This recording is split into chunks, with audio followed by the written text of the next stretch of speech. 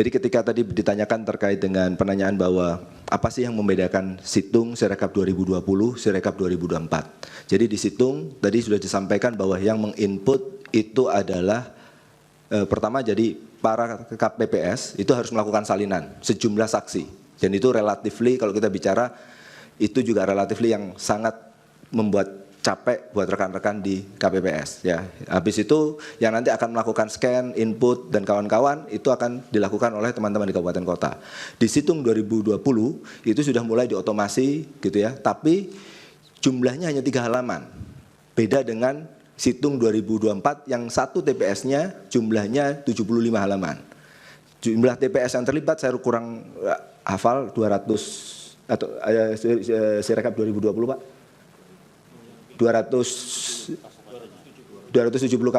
kabupaten ya, kalau yang ini jumlah pemilihannya lebih banyak, jumlah TPS-nya jauh lebih banyak. Kalau nggak salah sekitar 200 ribuan seperti itu. Jadi secara scale itu berbeda kita bicara. Nah, ketika kita bicara terkait dengan bagaimana development Sirekap itu gitu ya.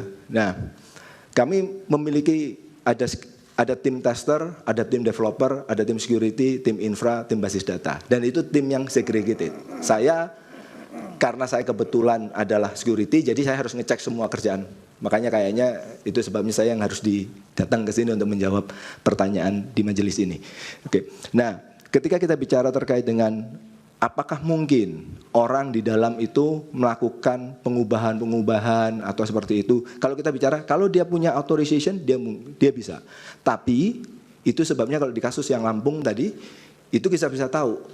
Itu siapa yang melakukan, jam berapa dia melakukannya, IP-nya berapa, kita semua catat. Karena di dalam security itu ada 2 pendekatan. Yang pertama kita mencegah kejahatan atau kita mencatat kejahatan. Karena orang kan kalau kita bisa mendeteksi, oh ini penjahat, ini orang baik, nah kita lakukan pencegahan. Tapi kan bisa saja orang yang kita deteksi sebagai orang baik, ternyata lambat laun dia melakukan kejahatan.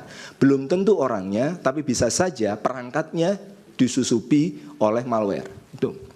Jadi kami melakukan pengetesan dengan tim yang terpisah, dan masing-masing tim bertanggung jawab atas hasilnya dan ada cross check dan kawan-kawan. Nah, ketika kita bicara tadi ada pertanyaan gitu ya, apakah memang benar bahwa kami itu sudah merasa paling benar? Tidak ada yang sempurna di bawah langit ini, dan itu yang saya pahami dan semua rekan-rekan kami. Apakah kami sudah diaudit? Sudah, kami diaudit. Bisa dipakai. Ada 2 lembaga yang melakukan audit, BRIN telah melakukan audit, dan BSSN telah melakukan technical assessment.